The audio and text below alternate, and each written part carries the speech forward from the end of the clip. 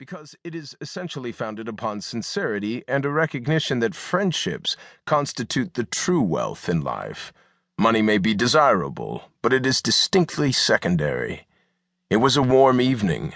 There were mint juleps in frosted glasses, and a dinner served so efficiently, yet so unostentatiously, that one was inclined to take it as much for granted as the ice and the mint. Then, over the after-dinner coffee, the conversation gravitated toward the new position which was open, and I realized that these people had deferred naming the man who was to be chief medical examiner until they could have a heart-to-heart talk with Captain Lee.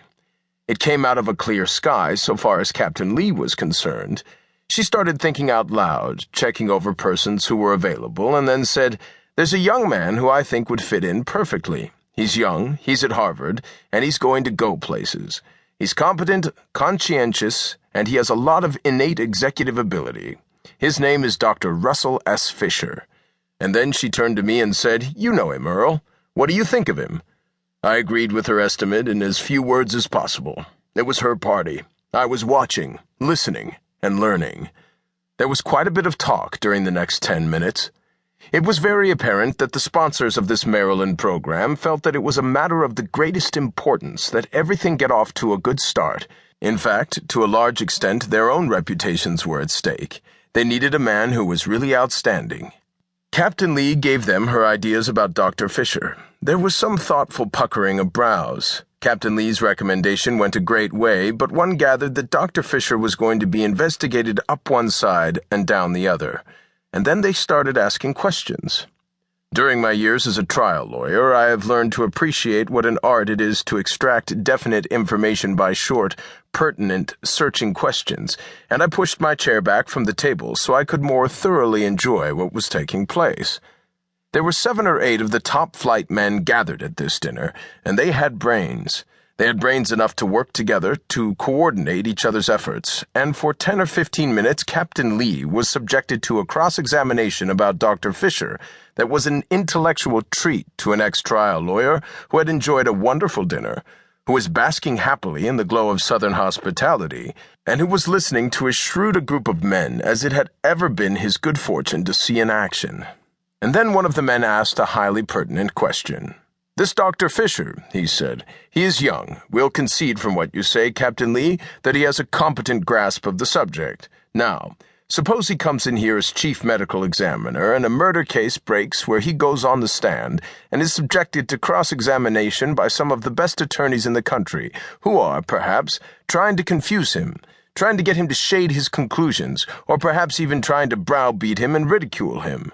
Is he the type of man who can go through an experience of that kind and maintain his dignity, who can rely on his knowledge, who can keep his temper, and handle the situation simply through his competency and his knowledge?"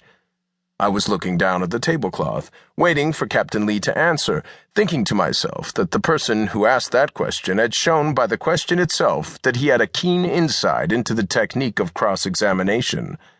There was a silence. I wondered if Captain Lee might be a little dubious. I glanced up at her and saw that everyone was looking at me. For the first time I realized that the question had been addressed to me as an attorney. It caught me by surprise, so that I blurted out the 2-word answer that told them exactly how I felt about Dr. Fisher. I said, "Hell yes." They took some little time to investigate Dr. Fisher. Their findings were favorable, and they offered him the position.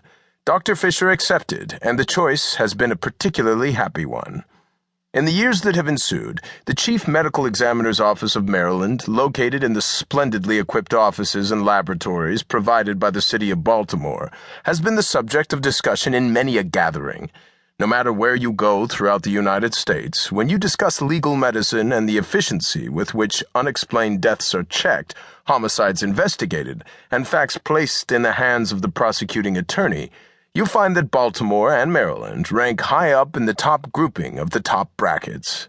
Too few people realize how many murders go undetected because of ignorance, incompetence, or lack of proper investigative facilities on the part of those who are called upon to make medical or medical-legal investigations.